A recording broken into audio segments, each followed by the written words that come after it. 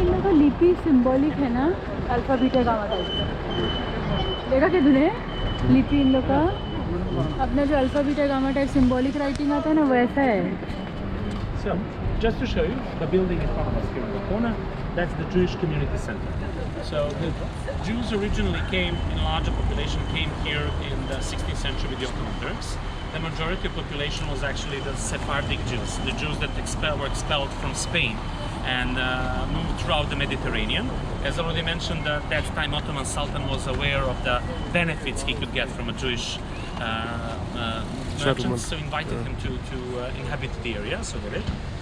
So up until the Second World War, when the Jewish population was present in Belgrade, the Sephardic Jews were making 80% of the population. Some 20 to 25% were made by Ashkenazi Jews who came from Central Europe. When Belgrade was bordering city with the Austrian-Hungarian Empire, they came from the Central Europe, from the Austrian-Hungarian Empire, and settled this area too. So the building here was built in 1920s by a very famous Jewish architect who lived and worked here in the city and worked for the community. And it was a center, Jewish community center, and also a museum is placed inside. Behind this building, back to back, was a Jewish synagogue as well. A beautiful neo-Moorish style synagogue that was designed here for a Sephardic community. Fortunately, it was destroyed during the Second World War by Germans. It was burned in 1943. The other synagogue, the Ashkenazi one, survived by mere chance because during the Second World War, during the German occupation, the Germans used it as a brothel. They turned it into a brothel, the synagogue, and that's how it actually survived, the building itself. And today it's the only functional synagogue we have in the city.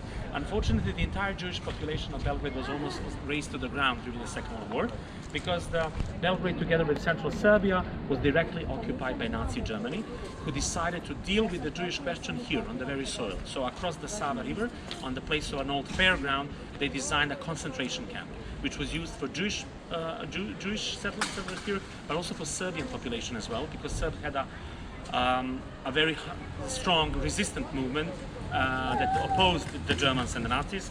So they had several laws that were implying only to Serbs in occupied Europe. For instance, for every wounded German soldier, 50 Serbian civilians would be shot. For every killed, 100.